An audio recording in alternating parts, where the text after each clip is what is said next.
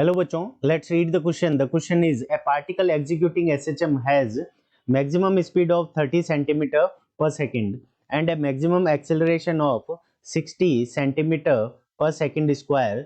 The period of oscillation is option A, option E, option B, option C and option D. ठीक है बच्चों, तो हमें इस क्वेश्चन के अंदर क्या दे रखा है कि एक पार्टिकल है जिसकी मैक्सिमम स्पीड क्या दे रखी है एसएचएम के अंदर. ठीक है, तो v is equals to omega into R. हम जानते हैं कि maximum speed v max is equals to omega R होती है. ठीक है बच्चों, तो यहाँ पे हमें कितनी दे रखी है 30 सेंटीमीटर पर सेकेंड. ठीक है बच्चों, ये गिवन है. और उसके बाद में हमें मैक्सिमम एक्सेलरेशन दे रखा है, तो a मैक्स की वैल्यू हमें दे रखी है.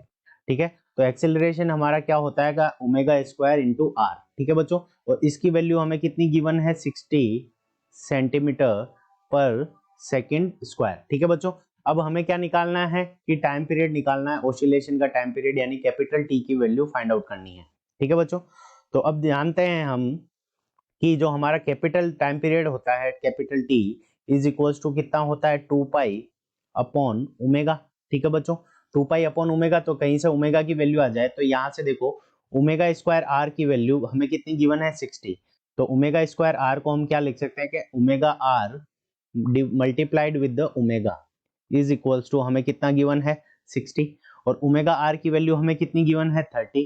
तो 30 into omega is equals to हमारा कितना हो जाएगा बच्चों 60. तो यहाँ से हमारे पास में ओमेगा की वैल्यू कितनी आ जाएगी 60. ठीक है, 60 डिवाइडेड बाय 30. ठीक है बच्चों, तो यहाँ से हमारा 60 से 30 कैंसिल हो जाएगा, तो ओमेगा की वैल्यू हमारे पास में कितनी आ गई 2 आ गई. तो टाइम पीरियड अगर हम देखें तो यहाँ से हमारे पास में 2 पाई अपॉन ओमेगा, ओमेगा की वैल्यू कितनी है 2. ठीक है बच्चों, तो 2 से 2 कैंसिल हो जाएगा, तो ओमेगा टाइम पीरियड की वैल्यू आ जाएगी पाई सेकंड. ठीक है बच्चों, तो जो टाइम पीरियड कैपिटल टी है उसकी वैल्यू कितनी आ जाएगी पाई सेकंड. ठीक है बच्चों, पाई सेकंड हमारा करेक्ट आंसर है. अब देखते हैं कौन से ऑप्शन के अंदर गिवन है. तो ऑप्शन ए के अंदर हमें पाई सेकंड गिवन है, तो यही हमारा करेक्ट आंसर है.